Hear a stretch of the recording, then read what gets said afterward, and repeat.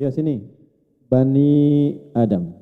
Bani Adam disebutkan 7 kali dalam Al-Quran. Berapa kali? Ya. Sekarang fokus baik-baik. Nama ini memiliki 2 arti.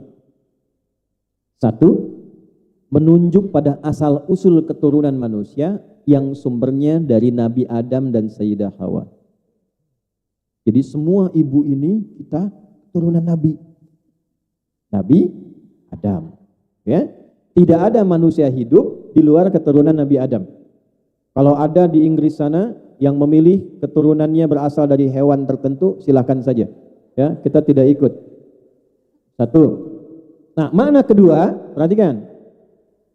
Pada kisah Nabi Adam ini, sebelum turun ke bumi, Allah sudah berikan training, istilahnya, istilah kita sekarang. Pembekalan-pembekalan yang di dalamnya ada materi tentang rizki. Adam, ini cara mendapatkan makanan yang baik. Ini cara minum yang baik. Ini cara berpetualang yang baik. Adam, ini cara mendapatkan kenyamanan. Cara mendapatkan kesenangan. Kalau engkau kerjakan semua ini dengan pedomannya, aku jamin engkau, catat ini, engkau dan semua anak cucumu, dimanapun beraktivitas, dimanapun bekerja, akan selalu tenang dan senang. Ya, itu nanti ditemukan di Quran surat Al-Baqarah, di ayat 30 sampai ayat ke-38. Surat 2 ayat 30 sampai 38. Saya percepat langsung ayat 38-nya. Qul nahbitu minha jami'a. Fa imma ya'tiyannakum minni huda, faman tabi'a hudaya fala khaufun 'alaihim wala hum yahzanun. Adam, Hawa, sekarang tugasmu di bumi dimulai, turun. Menjadi khalifah. Apa artinya khalifah? Khalifah bukan sekedar pemimpin, dia punya 3 arti. Yang pertama, khalifah itu segala yang mengandung manfaat. Jadi dimanapun ibu beraktivitas, dimanapun ibu berada, usahakan semua yang kita kerjakan bermanfaat. Kita jadi asisten di satu rumah, misalnya ya, apa yang kita kerjakan bermanfaat. Ya, majikan mendapatkan manfaat, di perusahaan mendapatkan manfaat, ke keluarga mendapatkan manfaat. Ketika disebut dengan khalifah, artinya segala yang menghadirkan manfaat. Kalau bicara yang bermanfaat, kalau bekerja di tempat yang bermanfaat, itulah khalifah. Yang kedua, sukses dan makmur. Kalau mau bekerja, jangan tanggung sampai sukses. Kesuksesan itu digunakan untuk memakmurkan tempat kita berpijak. Makanya saya sepakat tuh, ya, dengan PMI, nama Pekerja Migran Indonesia. Karena ibu sedang bekerja memakmurkan negara, devisanya banyak pulang. Ya, saya termasuk dari tahun 2005, sejak era Pak Jumhur Hidayat, itu saya termasuk yang menyuarakan kesejahteraan, ya, perlindungan bagi PMI yang sekarang disebut dengan PMI itu, Kerja Migran Indonesia. Kenapa? Karena jasanya terhadap bangsa itu kuat. Kata itulah yang disebut dalam Al-Quran dengan khalifah, memakmurkan tempat yang kita pijak. Yang ketiga, khalifah itu saling menggantikan. Gak ada yang abadi bu sifatnya. Semua yang tinggal di bumi akan digantikan oleh generasi yang lainnya. Maaf, saya ulangi lagi. Maaf, ibu ada kakek? Masih hidup? Masih. Kalau masih hidup, ada buyut? Masih hidup. Buyut meninggal digantikan oleh kakek kita. Kakek tidak ada digantikan oleh ayah ibu kita. Ayah ibu tidak ada digantikan oleh kita. Kita tidak ada digantikan oleh anak keturunan kita. Demikian saling menggantikan. Di negara pun begitu. Orang-orang yang senior digantikan oleh yang muda-muda kemudian hari. Maksud saya apa? Kenapa disebut khalifah? Walaupun ibu kerja jauh, jangan sampai lalai dalam perhatian pada keluarga, karena nanti yang menggantikan ibu itu anak-anak ibu juga. Yang menggantikan ayahnya, anak-anaknya juga. Itulah kenapa disebut dengan khalifah. Nah, dalam mengerjakan kegiatan ini, Allah turunkan pedoman. Kata Allah, Adam, Hawa, bawa tugas ini di bumi, aku siapkan pedoman disebut dengan hudan namanya. Apa namanya? Saya tulis dulu ya, hudan. Itu ada reporter satu namanya Hudan. Gak usah nengok sudah bu, sudah punya istri, anaknya 2. Sini. Sudah. Hudan itu nama umum. Nanti setiap umatnya diberikan nama khusus untuk membedakan umat satu dengan yang lain. Misal, ibu kenal Nabi Musa. Nabi Musa diberikan Hudan. Nama kitabnya namanya Taurat. Misal di Quran surah ke-17 ayat kedua. Ya, perhatikan kalimatnya. Wa ataina Musal kitaba. Nabi Musa diberikan kitab namanya Taurat. Wa ja'alnahu hudal li bani Israil. Taurat ini petunjuk hidup khusus untuk Bani Israel di masa itu. Jadi kalau Bani Israel mengerjakan petunjuk ini, hidupnya tenang dan senang. Nabi Isa diberikan apa? Injil. Injil itu fungsinya hudan, fihi hudan. Cek di Al-Maidah dari ayat 45 sampai 47. Nabi Muhammad diberikan apa? Al-Quran itu fungsinya hudan. Ada di Al-Baqarah ayat 185. Syahrul Ramadan alladzi unzila fihi al-Quran hudallin nas. Nah, di Al-Quran itu semua isinya disebut hudan. Apa itu hudan? Pedoman hidup. Karena sifatnya hidup, dalam hidup kita butuh rizki, maka di Quran pun ada pedoman cara mendapatkan rizki. Yang kalau kita ikuti itu, janji Allahnya, fala khaufun alaihim walahum yahzanun. Akan dipastikan dimanapun dia hidup dan beraktivitas. Ibu mau ke Hong Kong, mau ke tempat lain, mau kemana pun, Allah jamin. Dimanapun dia berada, la khauf, tidak akan pernah gelisah. Apa lawan gelisah? Tenang. Walahum yahzanun, tidak akan pernah sedih. Apa lawan sedih? Senang. Jadi bekerja apapun akan senang sepanjang mengikuti pedomannya. Dimanapun akan senang. Jadi kalau mau ibu ada di sini, ada di sana, di tempat lain, kesenangan itu ada. Di sini, di sana, di mana-mana. Ya, bukan hanya hatiku, pekerjaanku, kehidupanku, keluargaku hadir di dalamnya. Nah, sekarang kenapa disebutkan 7 kali Bani Adam dan terkait dengan pedoman berkehidupan termasuk mencari rezeki? Saya tanya, ini bukan ilmu otak-atik ya. Perhatikan kalimatnya. Ini ilmu Quran khusus ini. Kita itu beraktivitas, hidup, bekerja, berkehidupan dalam sepekan berapa hari? Seminggu berapa hari? Disebutkan 7 kali dalam Al-Quran. Kalau pedoman ini digunakan setiap kali ibu beraktivitas, bekerja 7 hari dalam sepekan, termasuk istirahatnya, kerjanya dan sebagainya, pastikan dalam keadaan apapun Allah jamin senang dan tenang. Ini rahasianya. Kenapa yang disebutkan ini bukan yang lain. Nah, sekarang masuk ke bab rizkinya. Kalau sudah paham ini, masuk ke bab rizkinya. Wa razaqnahum minat thayyibat. Ketentuan yang pertama. Kalau ingin mencari rizki, walaupun di tempat yang jauh dari tempat kita terlahir, tumbuh dan berkembang, singkatnya sampai ke Hong Kong ini misalnya, pastikan kaidah yang pertama, cari pekerjaan yang baik. Cari pekerjaan yang baik. Itu ada 5 nama. 1, thayyib. 2, khair. 3, ma'ruf. 4, ihsan. 5, salih. Ya, saya ulangi sekali lagi. Nanti kalau belum jelas, ibu putar-putar tuh di YouTube-nya sampai berkali-kali ya. 1, thayyib. 2, khair. 3, ma'ruf. 4, ihsan. 5, salih. Jelas? Nah, untuk mencari rezeki dari 5 nama ini Allah pilihkan 1 nama, thayyib dijamakkan menjadi thayyibat. Thayyib. Ada orang namanya thayyib 2 kali puasa, 2 kali lebaran enggak pulang-pulang tuh. Nah. Dah siap. Thayyib jamaknya apa? Kalau jamak sedikit atau banyak? Maksudnya apa? Allah ingin mengatakan, ini yang baik-baik sudah saya tebarkan banyak. Kalau saya sudah siapkan banyak yang baik, mengapa memilih yang tidak baik? Karena ada resiko, ketika memilih yang tidak baik, mungkin uangnya banyak dapatnya. Tapi karena tidak baik, tidak membuat keadaan hidup kita pun menjadi lebih baik. Kata Allah, harusnya tenang, nanti jadi gelisah. Harusnya senang, nanti jadi nggak nyaman.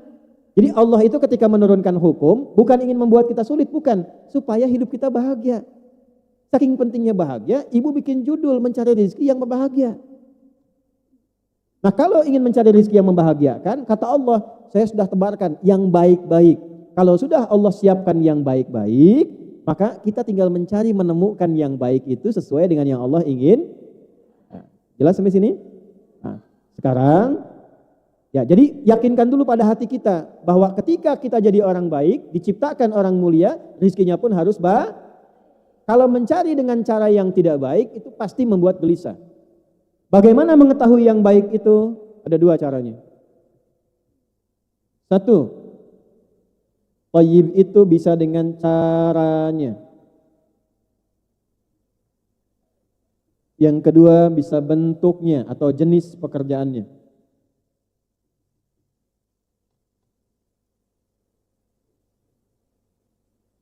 Keduanya punya hukum, satu hukum. Dipasangkan kata thayyib dengan satu hukum mencakup dua arti. Tadi Ibu sudah tulis ayatnya, ditemukan di Quran surat kedua Al-Baqarah di ayat 168. Pakai nas lagi. Ya ayyuhan nasu kulu mimma fil ardi halalan. Nah, baik cara ataupun jenisnya dipasangkan kata thayyib dengan kata halal. Ya ayyuhan nasu, hei semua manusia tanpa kecuali. Kalau ada kata nas dipasangkan nanti dengan kata rizki, nas itu artinya umum. Tadi sudah saya bahas di awal kan. Jadi kenapa saya awalkan? Karena pembahasan itu akan selalu mengingat bahasan-bahasan yang di awal tadi. Kata nas kalau dipasangkan dengan rizki artinya tidak ada batas dalam pencarian tempat. Tadi masih ingat Quran surah 49 ayat 13. Ya ayyuhan nasu inna khalaqnakum min dzakarin wa untha wa ja'alnakum syu'uban wa qabaila. Jadi kalau ibu mau cari sampai ke Hong Kong, bagaimana hukumnya? Boleh tidak? Boleh. Karena mencari rezeki itu Allah sebutkan kalimat pertamanya dengan kata nas. Artinya nggak ada batas. Ibu tinggal di Sukabumi misalnya, ya, hubud dunya. Sukabumi itu bahasa Arabnya hubud dunya. Suka hubun bumi dunya. Sukabumi hubud. Nggak ada di Sukabumi yang cocok, silahkan ke Jakarta. Nggak ada yang cocok di Jakarta, silahkan ke Sumatera. Nggak ada yang cocok di Sumatera, silahkan ke Kalimantan. Nggak ada yang cocok di Kalimantan, silahkan ke Papua. Tidak ada yang cocok di Papua, ibu nyebrang ke Malaysia. Nggak cocok sampai ke Hong Kong. Hong Kong cocok, ambil. Kenapa? Karena dalilnya ya ayuhan. Nah, kalau ibu ditanya, ibu kenapa mencari rezeki sampai ke Hong Kong? Ya ayuhan nas. Jelas? Nah, cocok boleh, tapi tidak boleh dicocok-cocokkan. Karena itu muncul kaidah selanjutnya. Kulu mimma fil ardi. Silahkan cari makan. Kerja.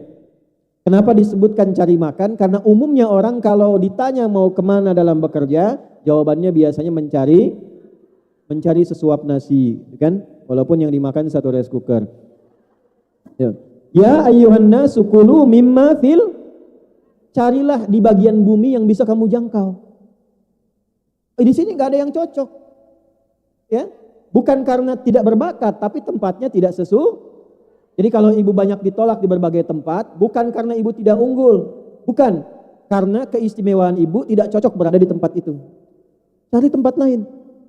Allah ciptakan kita itu dengan istimewa. Kalau ada tempat yang tidak sesuai, berarti keistimewaan kita belum dibutuhkan di situ. Nggak harus selalu bersyukur. Ya supaya tidak banyak kecewa. Melamar di sini ditolak, kecewa. Jadi jangan. Cara berpikirnya begini. Kalau di tempat tertentu kita tidak dibutuhkan, kita ditolak, katakan terima kasih ya Allah, keistimewaanku belum dibutuhkan di sini. Cari tempat lain. Jelas? Nah. Sekarang hari apa? Minggu. Oh ya. Ahad kan? Baik. Ahad ada yang nyebut Minggu ya. Nanti Senin, Selasa, Rabu. Kukira ini hari Minggu, ternyata nanti hari Rabu. Nah, kukira engkau menunggu, ternyata cari yang pekerjaan maksudnya.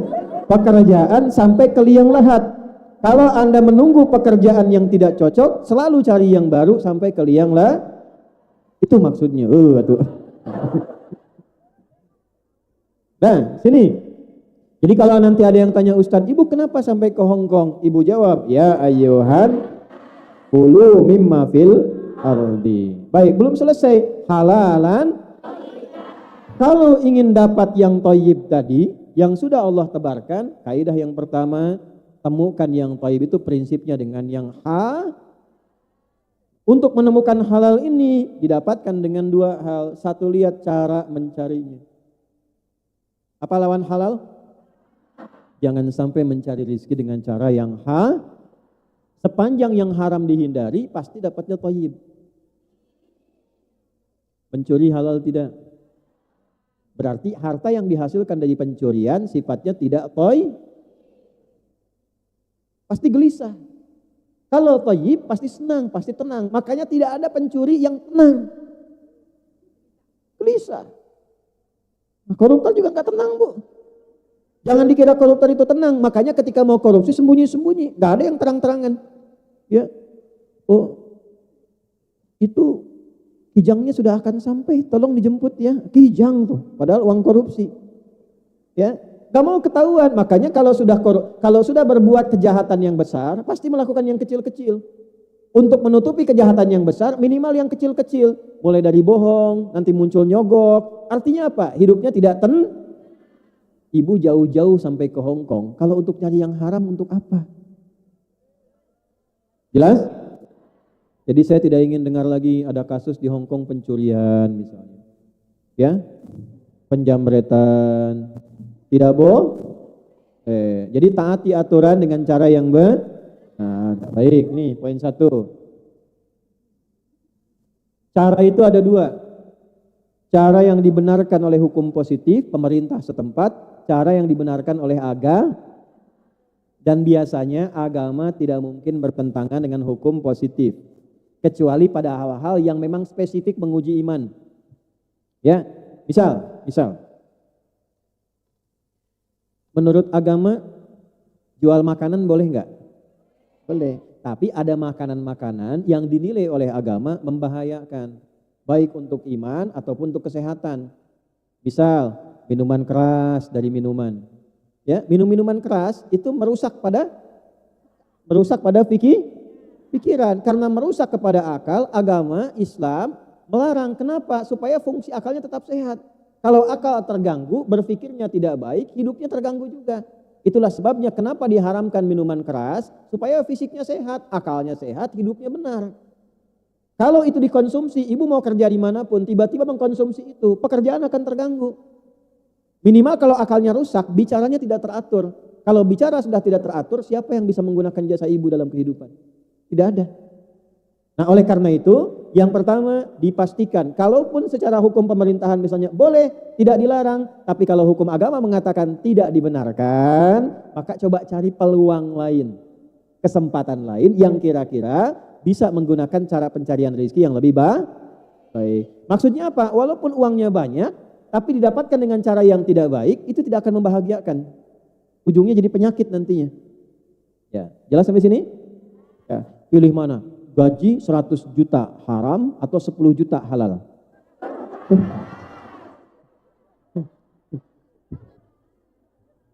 Selalu aja. Aduh, ibu. Ya, makanya sama perempuan jangan hitung-hitungan rezeki. Di rumah juga begitu. Harta saya, harta suami, udah balik lagi. Shallu ala Nabi. Sampai mana tadi? Baik ya. Ya. Jadi berupaya satu, caranya selalu mencari dengan cara yang Itulah sebabnya kenapa banyak kasus-kasus mencari rezeki di zaman Nabi itu dikoreksi, diperbaiki caranya langsung oleh Al-Quran. Ada yang mencuri, ada dulu satu kampung itu isinya pencuri semua. Zaman jahiliyah, sekampung pencuri semua. Kampung pencuri, namanya Ghifar. Yang berasal dari Ghifar ini disebut Al-Ghifari. Ya, jadi kalau ada yang namanya Al-Ghifari, kampung pencuri itu. Dulu, sebelum Islam. Nama pimpinannya namanya Jundub bin Junadah. Ya, nanti setelah masuk Islam berubah nama menjadi Abu Dzar Al-Ghifari. Itu kunyahnya Abu Dzar Perhatikan ya, tidak ada yang lewat ke situ kecuali harus setor. Kalau tidak habis semua. Tapi setelah masuk Islam, ditinggalkan pekerjaan itu, berubah pekerjaan itu, tiba-tiba ibu tahu apa yang terjadi? Rizkinya mengalir banyak, hidupnya tenang, jadi dai, pensiun jadi preman, jadi ustadz, sekampung masuk Islam banyak, tiba-tiba berubah tempat itu, desa itu, dari desa tukang begal, desa pencuri, berubah jadi desa yang baik, desa yang menginspirasi, desa orang-orang soleh. Saking bangganya dengan nama itu, maka ingin banyak disebut orang dengan nama Al-Ghifari. Asalnya desa preman. Jadi kalau ada film preman pensiun, nah itu dulu sudah ada. Ya, namanya Abu Dzar Al-Ghifari. Nah, pokoknya meninggalkan yang haram untuk mengejar kepada yang halal, itu pasti Allah ganti. Ya, dirubah ketidakbaikannya, dirubah hal-hal yang tidak menyenangkannya, dirubah. Pertama kali diberikan oleh Allah itu ketenangan. Jadi kalau Allah menginginkan ibu berubah, ya, yang pertama dikasih bukan dunia, Bu, terlalu kecil. Saya ulangi ya, yang pertama Allah kasih pasti bukan dunia. Misal nih, ada pekerjaan yang nggak tepat, ibu pengen cari yang lebih baik. Itu yang Allah berikan pertama kali, bukan gaji yang banyak dulu, bukan uang yang banyak, tapi yang pertama Allah kasih ketenangan dulu pada hati. Itu yang mahal. Nanti kalau hati sudah tenang, sudah bisa megang uang yang halal, sudah bisa menggunakan yang sedikit tapi berkah, Allah tambah tanpa batasan. Abdurrahman bin Auf sebelum masuk Islam kaya, tapi kayanya dari hasil yang tidak baik. Allah tidak ingin terjadi masuk Islam yang tidak baiknya dibuang semua, mulai dari awal usaha lagi, tiba-tiba 2 tahun jadi orang nomor 3 paling kaya di kota Madinah. Setelah 4 tahun, 5 tahun Nabi meninggal dunia, jadi orang nomor 1 paling kaya di Madinah yang kapaknya saja ada cerita mengatakan terbuat dari emas. Ada kajian menghitung, saya waktu mendapatkan referensi menghitung itu kurang lebih valuasi. Valuasi itu nilai hartanya waktu itu, kalau dihitung sekarang itu jumlahnya 14.000 triliun. Utsman bin Affan modalnya kebun dengan sumur. Setelah masuk Islam, diwakafkan itu, dijadikan amal saleh. Sampai sekarang kebunnya masih ada, punya hotel setelah 15 abad, penghasilan dari hotel itu disedekahkan untuk umat Islam, baik yang di Madinah ataupun orang luar yang membutuhkan. Mau seperti itu? Nih caranya, Allah sudah tebarkan yang halal, sudah tebarkan yang thayyib. Kalau sudah diberikan yang baik, jangan cari yang tidak baik. Dah, itu cara yang pertama. 2 jenisnya, bentuknya. Pekerjaan apapun yang halal, yang bisa menjaga kehormatan fisik kita, akal kita, dan iman kita, itu boleh. Pekerjaan apapun yang halal, yang bisa menjaga fisik kita. Ibu kalau kerja, fisiknya ini, maaf sekali, saya ulangi lagi ya, maaf sekali, fisiknya ini tidak terlukai, tidak terganggu, tidak ada resiko tersakiti, tidak tersiksa. Itu syarat pertama, boleh. Walaupun gajinya 1 miliar, tapi resikonya misalnya nyawa, tidak ada ketenangan, tidak ada kenyamanan dan sebagainya, itu dipandang kurang baik dalam agama. Boleh jadi apapun, yang penting tertata. Oh, saya mau jadi asisten di satu rumah tangga, boleh, lihat jam kerjanya. Apakah menyiksa kepada tubuh? Tidak. Lihat majikannya, perilakunya bagaimana, bisa merendahkan martabat? Tidak. Kalaupun gaji yang ditawarkan besar tapi kehilangan martabat, kehilangan waktu istirahat yang panjang, kehilangan ketenangan, jangan dipertaruhkan. Karena masih ada rezeki Allah yang terbaik ditempatkan di tempat-tempat yang lain. Jelas? Ya. Saya insya Allah lihat kalau di Hong Kong ini aturannya sudah cukup baik ya, sudah stabil. Beberapa tempat itu kalau saya berikan pembekalan, saya selalu lihat dan saya terangkan tempatnya. Misal kalau di Arab itu dibagi 2. Ada Arab, ada A'rab. Kalau Arab itu orang kota. Kalau Arab itu orang pegunungan, orang daerah padang pasir. Beda karakternya. Kalau Arab di kota karena terdidik, itu kalimat-kalimatnya baik, perhatiannya baik. Tapi kalau daerah padang pasir, asyaddu nifaqa wa kufra. Ya, asyaddu kufra wa nifaqa. Karakternya keras, keinginannya tinggi. Jadi kalau naik mobil pun kalau ke Arab, supirnya itu dari Arab, itu ada caranya. Yang masuk pertama harus laki-laki, baru perempuan ikut. Kalau keluar, perempuan harus duluan, baru laki-laki setelah itu.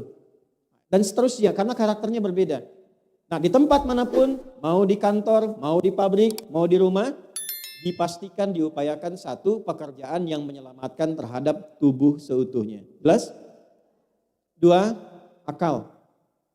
Jangan sampai mencari pekerjaan yang di dalamnya ada bentuk atau jenis yang merusak terhadap akal. Walaupun dapat hasilnya banyak, tapi ada resiko akalnya terganggu, maka mohon maaf sebaiknya mencoba mencari pekerjaan yang lain. Ini dulu satu. Ini fisik, dua akal.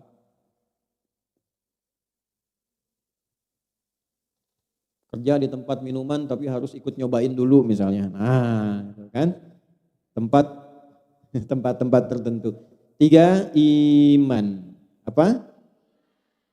Ditawari gaji tapi harus meninggalkan Islam misalnya. Bekerja gajinya banyak tapi nggak bisa sholat misalnya. Nah ya. Halo? Ada yang begitu? Pilih mana? Nggak ada pilihan ketiga, awas nih. Karena ini ujian iman, jawab yang betul. Pilih mana? 6.000 dolar Hong Kong tapi bisa sholat 5 waktu, atau 60.000 dolar Hong Kong tapi nggak bisa sholat sama sekali.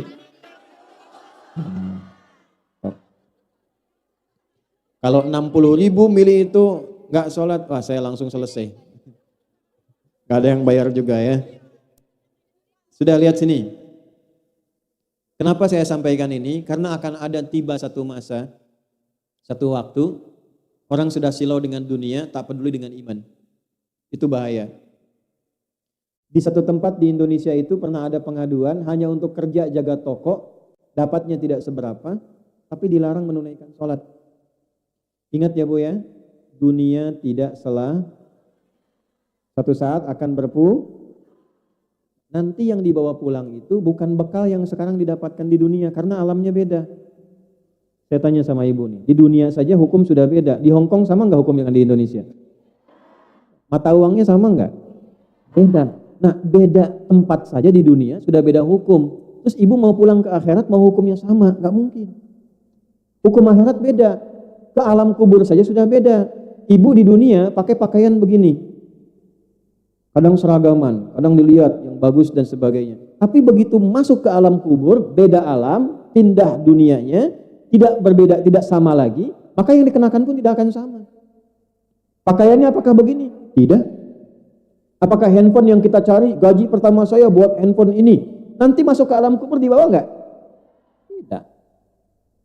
Dolarnya dibawa nggak? Rupiahnya dibawa nggak? Tidak. Oh, nanti saya mau bawa handphone. Masuk ke alam kubur kan ya, kalau kamu kangen biskol aja. Bisa. Biskol dzarratin syarriyah. Gak nyambung. Nah yang dibawa apanya? Amal pertama yang akan membantu kita saat pindah alam itu, kita yakin sebagai orang beriman, amal pertamanya, ingat dari awal tadi, ada fisik, ada akal, ada roh. Saat meninggal yang dicabut apanya? Rohnya. Maka yang dibawa itu amalan rohnya. Nah amal roh ini beda dengan fisik. Makanan fisik, makan, sarapan, macam-macam. Makanan akal, belajar, baca. Makanan roh itu ibadah, sholat Bu, baca Quran. Ketika meninggal rohnya dicabut, itu yang ikut sholatnya, yang ikut pengajiannya, baca Qurannya. Kalau makanan fisik gak ikut. Jadi yang kita kumpulkan sekarang, kalau meninggal itu gak ikut. Yang pintar-pintar sampai punya gelar S1, S2, S3, S4, kerupuk 3, itu sampai dingin, kan kita S semua kan, ya SD, SMP, SMA, S1, S2, itu gelar sebanyak apapun kalau meninggal nggak kepake. Semuanya pengen satu gelarnya, apa artinya almarhum? Bukan, almarhum itu yang disayang Allah.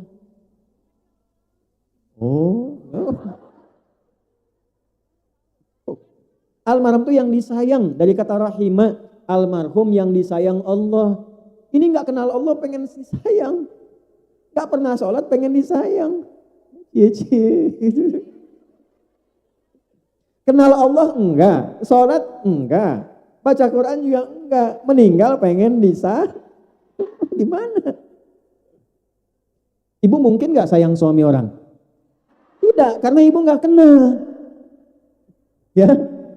Ini nggak kenal Allah pengen bisa, jadi gelar itu akan hilang.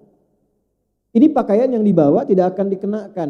Nah karena rohnya yang dicabut, maka amalan roh yang dibawa. Ibu mau dapat gaji besar, majikannya perhatian, gajinya enak, hidupnya tenang. Kalau meninggal nggak pernah sholat, nggak akan nyaman di alam kubur.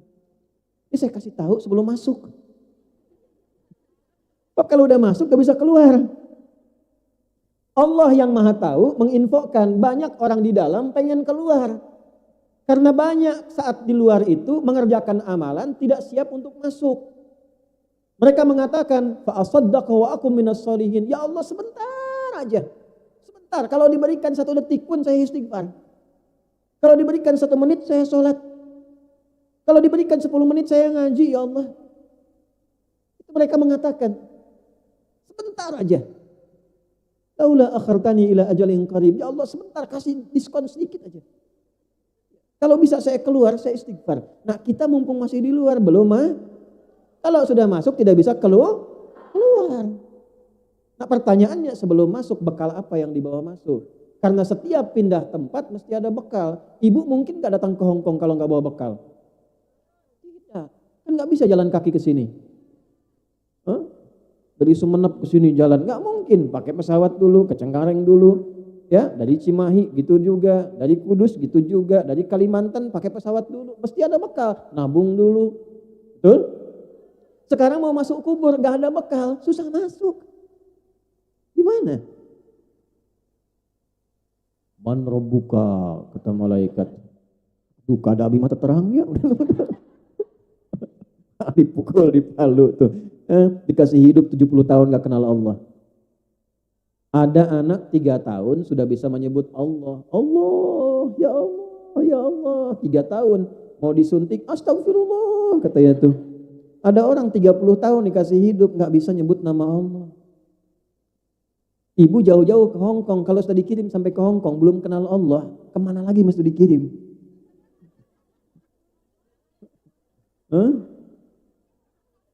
Oh, jelas? Jadi jangan sampai jauh-jauh ke Hong Kong, rizki di dunia dicari-cari, persiapan kubur rizkinya tidak jadi harus seimbang.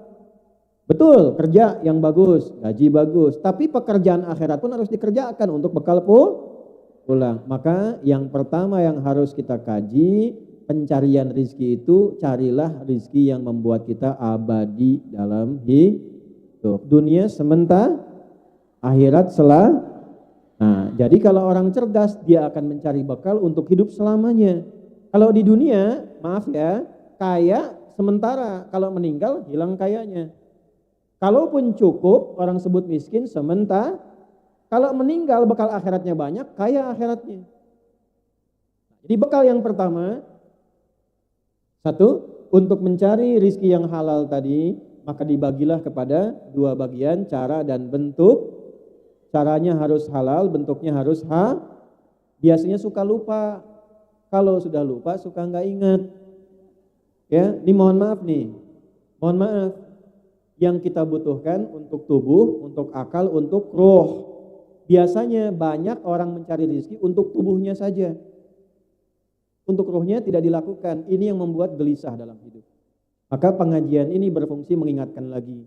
Supaya ada keseimbangan. Sampai ke Hong Kong, kerjanya bagus, sholatnya juga Kalau bisa nanti berinisiatif ya, inisiasi. Ini kurang lebih warga kita ada berapa di Hong Kong? Ya itu paling gampang, banyak gitu ya. Banyak. Orang Islamnya banyak gitu ya.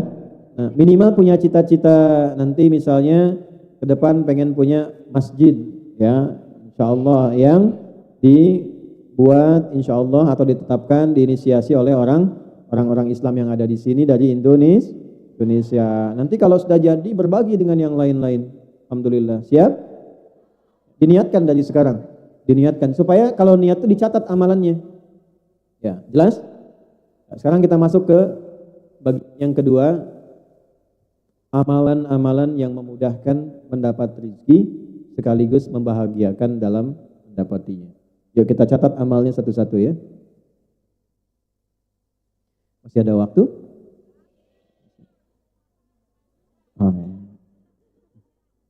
Sampai jam berapa? Baik. Ya, nggak apa-apa. Silahkan Ibu sampai jam 1. Saya sampai jam 12 selesai. Yuk, 1 ya. Saya tes dulu, tes. Pelan-pelan. Masih ingat tadi kita mencari rezeki jenisnya ada berapa? Baik. Tubuh kita ini ada berapa jenis? 1 apa? Fisik. 2 apa?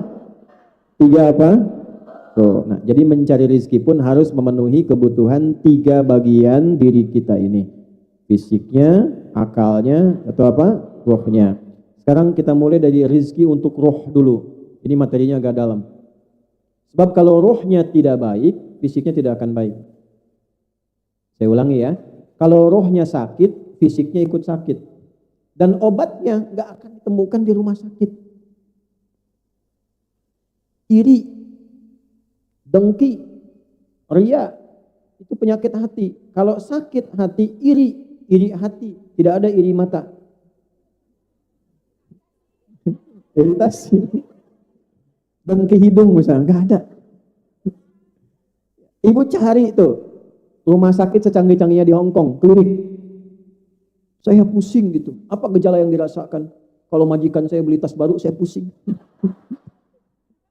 Gak ada obatnya. Nah, maka yang pertama, yuk amalan untuk mendapatkan rizki bagi roh. Quran surat 13 ayat 28. Ala bidzikrillahi tatma'innul qulub. Yakinkan pada hatimu yang paling dalam, dengan banyak berzikir kepada Allah akan memberikan ketenangan pada hatimu. Jadi rizki yang paling tinggi untuk roh, untuk kalbu kita adalah ketenangan. Tadi yang pertama ditulis. Rizki pertama untuk kebutuhan kalbu, yaitu ini langsung Allah yang sampaikan. Ini intinya. Ala wa inna fil jasadi mudghatan idza salaha salahal jasadu kulluhu wa idza fasadat fasadal jasadu kulluhu ala wa hiyal qalb. Ada inti kehidupan manusia, kalau itu tenang yang lain baik semua. Kalau ini enggak tenang, rusak kalbunya, maka semua tubuhnya pun akan rusak. Di sini intinya. Nah, amalan untuk ketenangan kalbu itu hanya satu. Karena yang menguasai kalbu itu Allah, yang mencipta Allah, di dalamnya ada roh yang punya Allah, yang tahu siapa? Allah. Kata Allah, amalan kalbu itu adalah ini.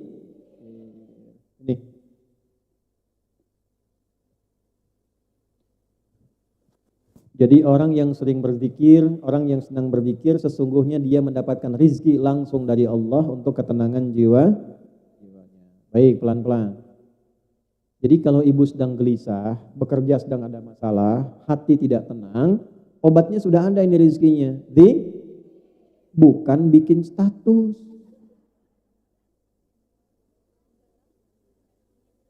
Buka Instagram.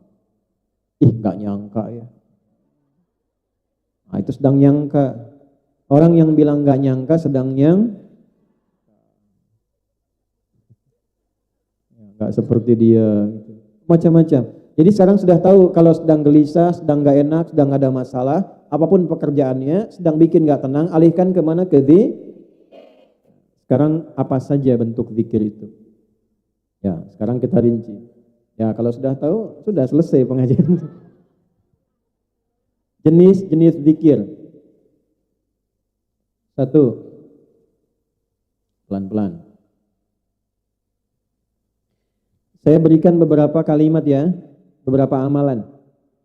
1, kalimat yang mudah diucapkan, menenangkan kepada hati, mendatangkan cinta Allah. Mau? Istighfar.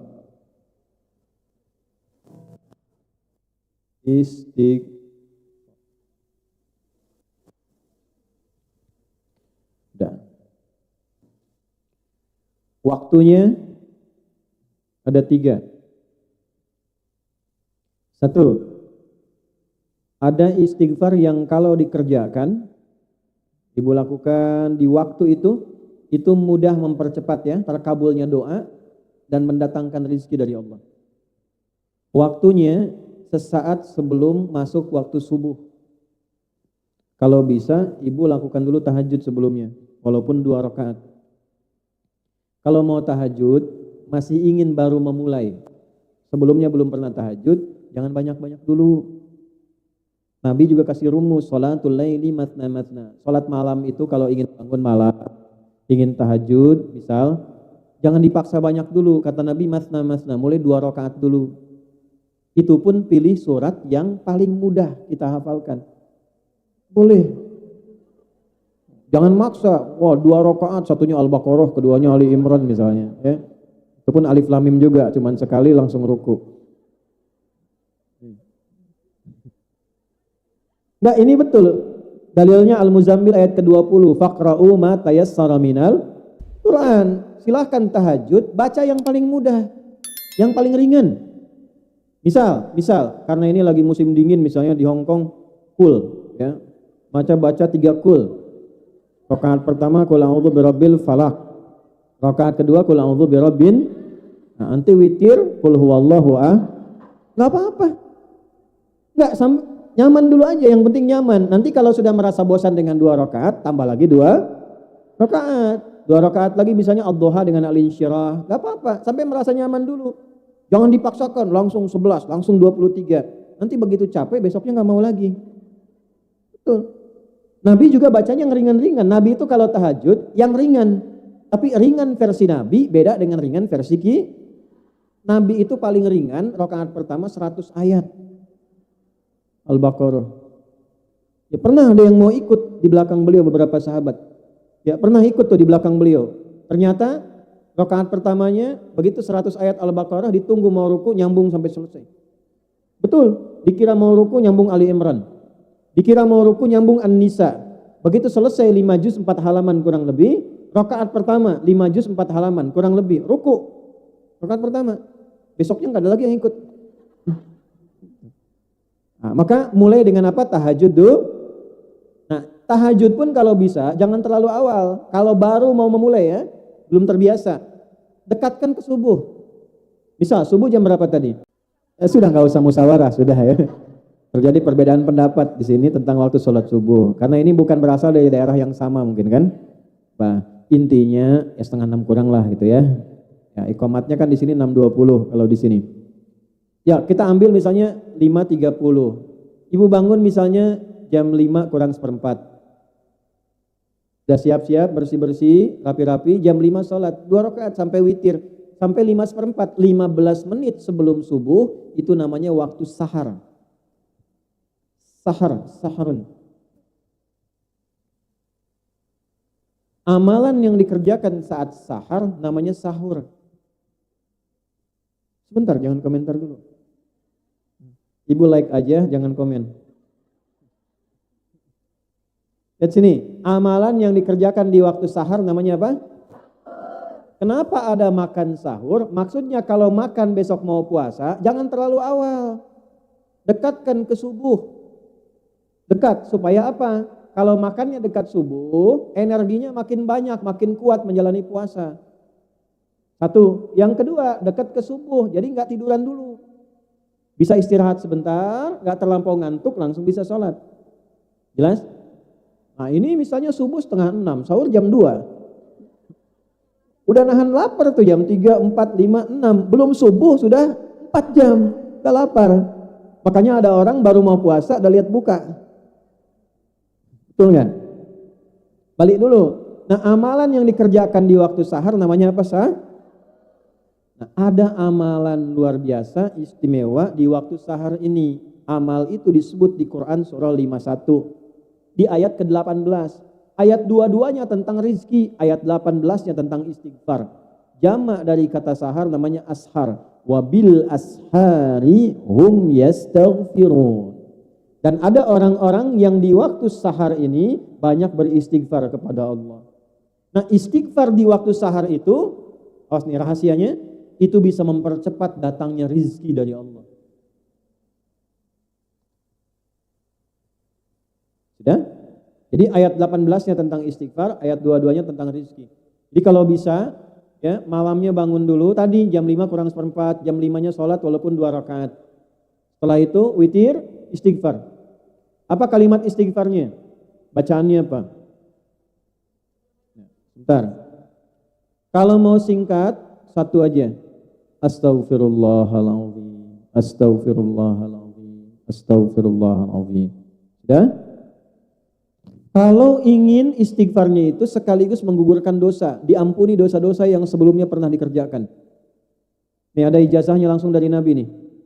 Astaghfirullahaladzim alladzi la ilaha illa huwal hayyul qayyum wa atubu. Bagus. Itu ya.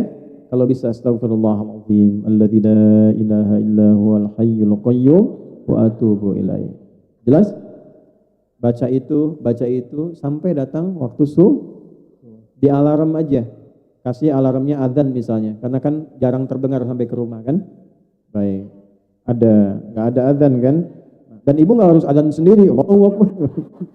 Pakai aja suara alarm pas jam sekian adzan. Berhenti, siap-siap waktu Coba mulai praktekkan. Ini sudah masuk bulan Rajab nih, praktekin. Ya, siap? Nah, nanti lihat setelah itu perbedaannya seperti apa. Nah, yang kedua, ada istighfar yang dilakukan saat berbuat salah. Nanti dalilnya Quran surat Nuh ayat 10.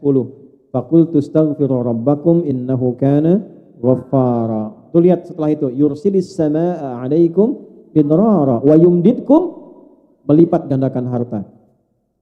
Istighfar. Jadi kalau sedang salah, langsung istighfar. Salah lihat, istighfar, astagfirullah. Ya, yang bapak-bapak biasanya nih. Keluar jalan, lagi musim panas tuh, astagfirullah. Astagfirullah itu langsung paling ya, astagfirullah. Astagfirullah.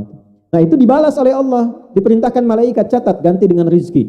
Jadi berpaling dari yang salah diberikan yang soleh, dan ternyata tambahannya ditambahkan rizki oleh Allah. Itu rahasianya tuh. Jadi istighfar, taubat dari kesalahan, taubat dari dosa, itu mendatangkan ampunan sekaligus pemberian rizki.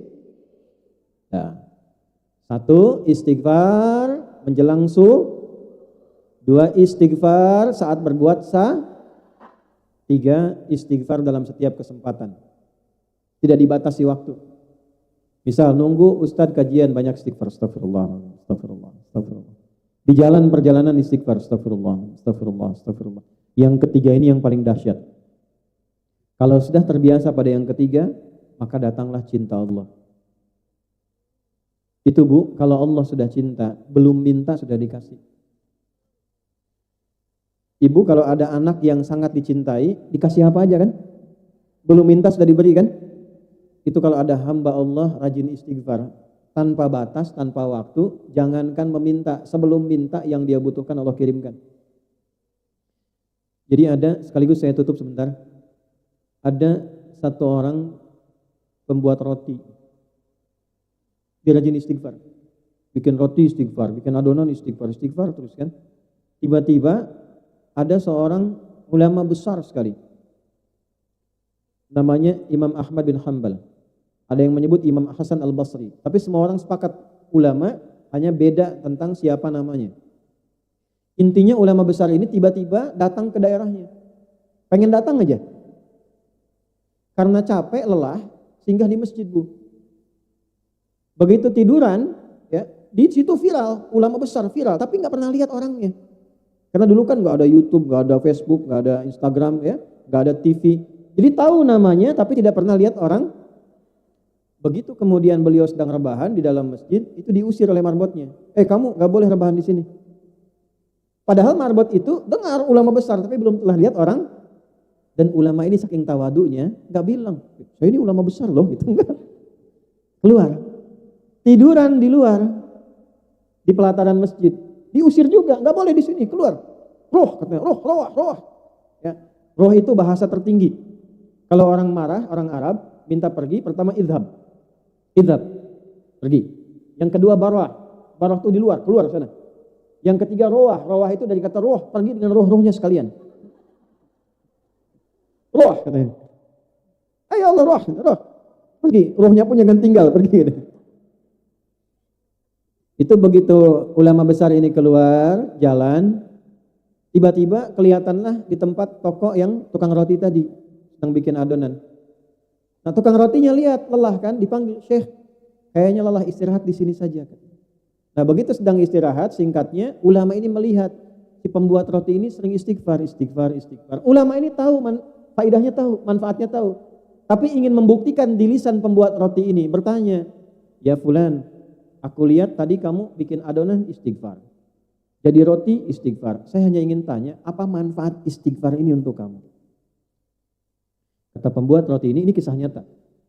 Wallahi demi Allah, tidak pernah saya membiasakan istighfar ini kecuali Allah selalu mengabulkan doa saya. Tidak pernah satu doa pun ditolak. Kecuali satu yang belum terkabul. Apa itu? Saya selama ini minta kepada Allah, ya Allah, mohon pertemukan saya dengan sosok ulama besar, sebutlah misalnya Imam Ahmad bin Hanbal, sebelum saya meninggal atau beliau wafat. Langsung terperanjat ulama ini, berdiri mengatakan, astagfirullah. Jadi karena istighfar kamu ini, saya tiba-tiba pengen kesini, dikeluarin dari masjid, nggak boleh rebahan di luar masjid, katanya. Karena istighfar kamu ini. Barulah si tukang roti itu tahu ternyata ulama yang diantarkan ke depannya itu hasil dari Jadi kalau Ustadz Muhaimin jarang-jarang datang, istighfarin tuh. Astagfirullah. Saya diistighfarin. Jelas? Nah, minimal kalaupun belum ada yang kita harapkan, minimal ada hati yang Nah, tuh bentuk zikir yang pertama. 2, Al-Quran. Apa yang kedua? Biasakan ngaji ya. Ya. Walaupun sehari satu ayat, nggak apa-apa. Yang penting mushafnya simpan di tempat yang mudah dilihat. Karena mushaf itu mukjizat. Kalau sedang gelisah, lihat mushaf aja ada tenang. Hebatnya ibu buka mushafnya itu bisa ketemu ayat yang sesuai dengan masalah kita. Quran. Walaupun satu ayat kan gak banyak. Hari ini Nun. Satu ayat. Ya, jelas? Ngaji Al-Qur'an. Ya, jangan sampai hilang ya. Al-Quran itu istimewa. Kalau biasa jadi ahli Al-Quran, Allah akan khususkan. Dalilnya, Ahlul Quran, Ahlullahi wa khassatuh. Kata Nabi, kalau sudah jadi ahli Al-Quran, itu spesial di sisi Allah dan dijadikan VVIP. Ahli Quran itu kemanapun akan disambut. Dijadikan oleh Allah, difirmankan kepada orang di tempat manapun, perlakukan dengan baik. Jaga dengan baik. Ahli Quran. Untuk jadi ahli Quran tidak harus hafal 30 juz. Ahli Quran itu arti sederhananya orang yang dekat dengan Quran. Ibu kalaupun belum hafal nggak apa-apa, tapi tiap hari berusaha satu ayat sampai punya rasa cinta pada Al-Quran. Kalau sudah punya rasa cinta pada Al-Quran, itu akan berbeda. Ibu kalau nggak percaya silahkan mulai dari sekarang. Dekati dulu, baca sedikit-sedikit. Jelas? Baik. Yang ketiga, sholat. Ini puncaknya. Apa? Karena dalam sholat ada istighfar, dalam sholat ada Al-Quran, dalam sholat ada tilawah. Ini puncaknya. Sholat. Dalilnya Quran surah 20 di ayat ke-14. Innani anallahu la ilaha illa ana fa'budni wa aqimis salata li dzikri. Tunaikan sholat sebagai zikir puncak kepadaku. Sholat. Jangan tinggalkan sholat. Kalau sedang gelisah tunaikan sholat. Ada masalah jadi kalau nanti di rumah di Indonesia telepon, misalnya anak sakit belum bisa nengok, sholat. Hajatnya tumpahkan dalam sholat. Makanya sholat di Quran diisyaratkan dengan hajat. Sholat. Minta sama Allah, ya Allah, Engkau yang menggenggam semua hal. Engkau yang menyembuhkan. Engkau perintahkan aku sholat ya Allah. Engkau perintahkan aku berdoa ya Allah. Sekarang aku mohon padamu yang telah berjanji mengabulkan. Kalau dengan apa yang aku kerjakan belum kau kabulkan, tunjukkan padaku dengan cara apa lagi aku mesti menunaikan ibadah kepadamu. Sholat. Nabi Zakaria belum ada keturunan. Apa yang beliau amalkan? Sholat. Nabi Ibrahim meninggalkan Ismail. Pesannya sholat. Ya, semua sholat. Nabi Musa sholat. Nabi Isa sholat. Jadi semua kalau ada persoalan menunaikan sholat. Jadi tolong jangan tinggalkan apa sholat. Jelas sampai sini? Baik. Yang terakhir sebagai bonus, perbanyak sholawat. Ya. Saya lihat Masya Allah ya, Masya Allah ini ahli sholawat terlihat ya. Kita masuk tadi sholawat sampai ada rasa cinta pada Nabi. Ya, kalau sudah ada rasa cinta pada Nabi, biasa salawat, nanti Allah balas minimal 10 kali lipat. Ya, kata Nabi gini, man shalla alayya sholatan wahidah, sallallahu alaihi asyru salawat. Siapa yang biasa salawat padaku, walaupun cuma sekali, Allah akan perintahkan pada malaikat balas 10 kali lipat. Nah ini rizki yang pertama. Jadi kalau sudah bisa sholat, berarti masih dapat rizki. Orang yang walaupun gajinya besar, kerjanya enak, tapi dia tidak sholat, sejatinya dia belum mendapatkan rizki dari Allah. Minimal untuk kebutuhan rohnya. Bisa sholawat, istimewa. Bisa baca Quran, istimewa. Bisa istighfar, luar biasa. Jadi ini bagian pertama, mencari rizki di tempat yang jauh dan membahagiakan. Intinya satu. Sudah capek?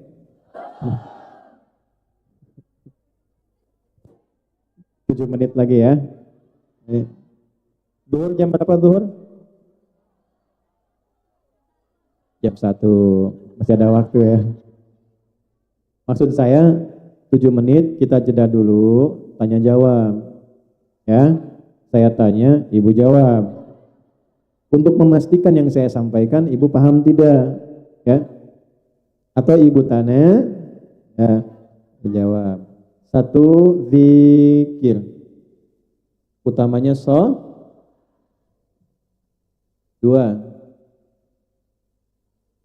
Sudah. Mencari rizki untuk akal. Ini harus berfungsi. Ini agak dalam Bu ilmunya ya. Kalau akalnya bekerja, nanti fisiknya mudah tugasnya. Dimanapun Ibu bekerja. Kalau ilmunya nambah, nanti kerja fisiknya ringan. Apa amalan untuk rizkinya akal? Yang pertama, rajin baca. Ya, rajin baca. Apa saja yang bermanfaat? Tugas Ibu apa misalnya? Oh, saya di rumah nih tugasnya sebagai asisten. Ada enggak sahabat-sahabat Nabi yang pernah jadi asisten? Ada. Siapa contohnya? Ya, coba angkat tangan. Siapa? Sahabat Nabi yang pernah jadi asisten. Bilal. Siapa lagi? Ali bin Thalib. Siapa lagi? Terus Anas. Coba angkat tangan. Sudah, ini serius nih. Dapat hadiah nih. Udah waktu habis deh. Pendek sekali nih. Baru mau nyebut umur waktunya habis. Nih, saya kasih satu aja. Asisten Nabi itu ada yang anak-anak remaja ada. Ada yang dewasa ada. Di antara yang dewasa itu ada yang namanya Anas bin Malik. Itu dari remaja sampai dewasa, kurang lebih 20 tahun asisten Nabi. Tahu nggak apa yang terjadi? Anas ini punya ibu namanya Malikah. Pelan-pelan ya. Ibunya siapa namanya? Single parent. Datang ke Nabi mengatakan, "Ya Rasulullah, saya punya anak cekatan nih. Bisa jadi asisten Nabi." Oleh Nabi diangkat jadi asisten. Jadi asisten Nabi selama 20 tahun.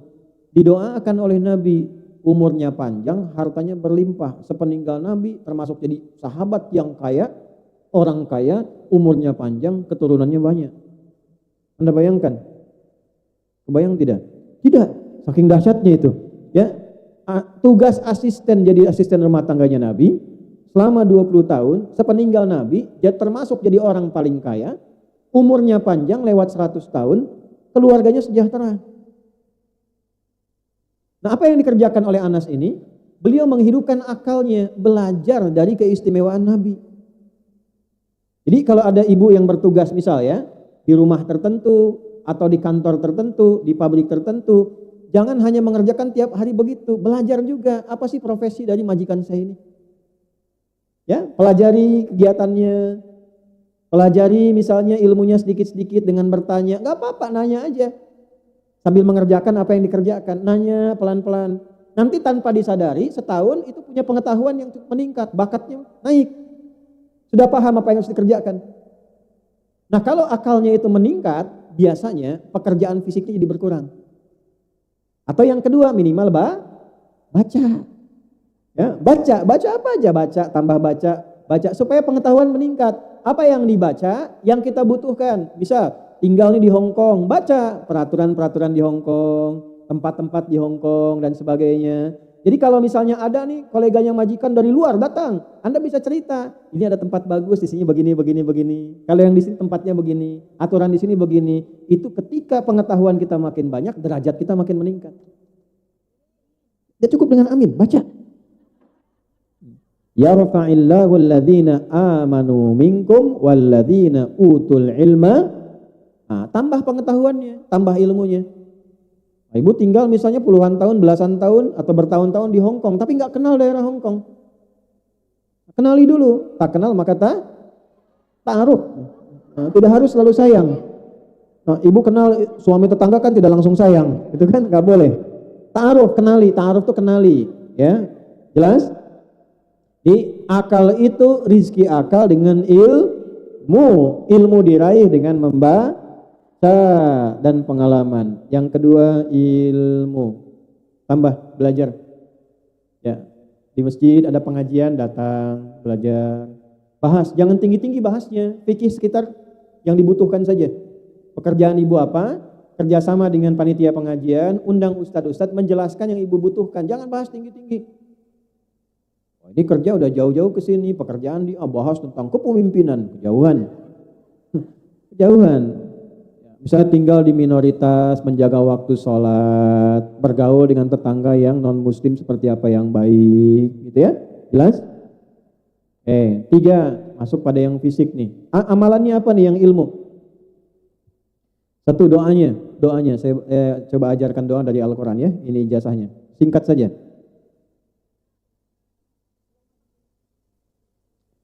Rabbi zidni ilma. Sudah? Rabbi zidni ilma.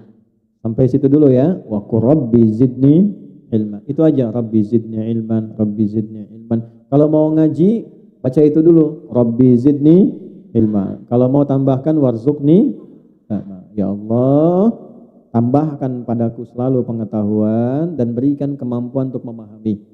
Karena ada yang nambah ilmu tapi tidak itu bahaya. Pelan-pelan. Jadi yang kedua, rizkinya akal itu dengan Jadi selama di Hong Kong pelajari tempat-tempat, ibu catat. Tempat ini ada ini, beli ini ada di sini. Nanti kapan-kapan misalnya ada tamu, ada siapa, atau ada kolega dari tuan rumah, nanya-nanya, ditanya, kita nggak kaku, tahu. Jelas? Itu kalau sudah seperti itu, dianggapnya level kita naik nantinya. Nah, kalau sudah naik pengetahuan banyak, ibu bisa mencari tempat yang lebih lagi yang sesuai dengan pengetahuannya. Rizkinya pun akan otomatis naik. Jelas sampai sini? Kalau bukan ibu, siapkan anak-anaknya. Anda boleh bekerja apapun, tapi siapkan anak memiliki derajat yang lebih tinggi dari orang tuanya. Jangan sampai anak putus sekolah. Kalau bisa sekolahkan yang tinggi, sampai sarjana, sampai lulus, itu ada kebanggaan luar biasa. Ya. 3. Rizki yang sifatnya fisik ini.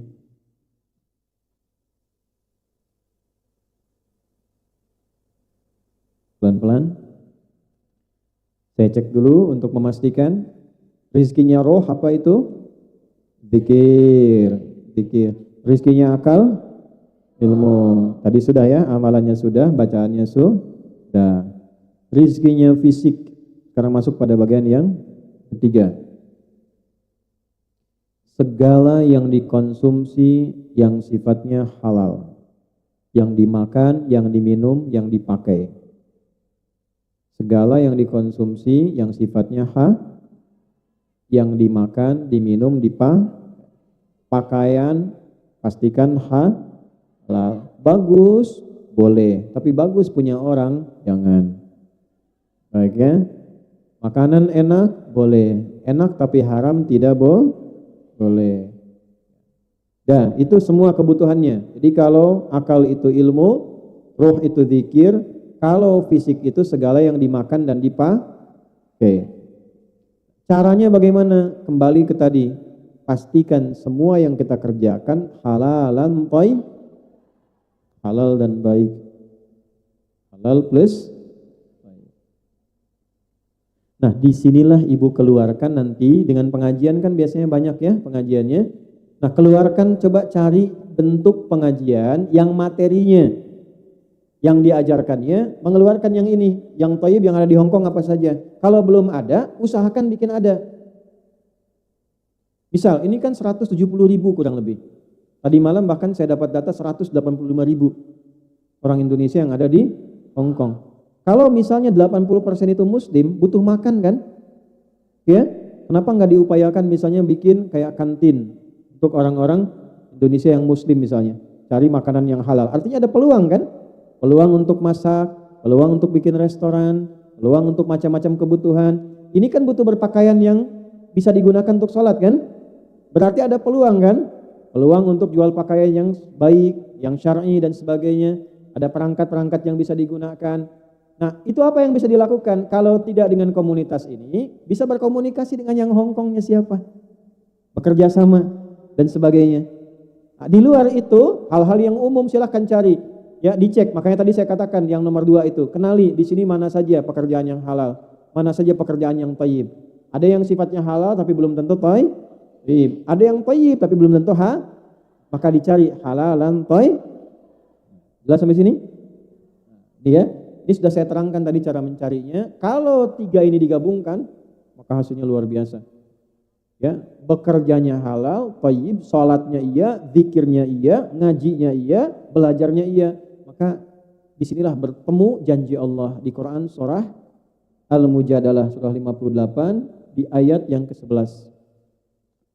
Yarfa'illahu alladhina amanu minkum walladzina utul ilma darajat. Allah akan angkat derajat, status tanpa ibu harus update status.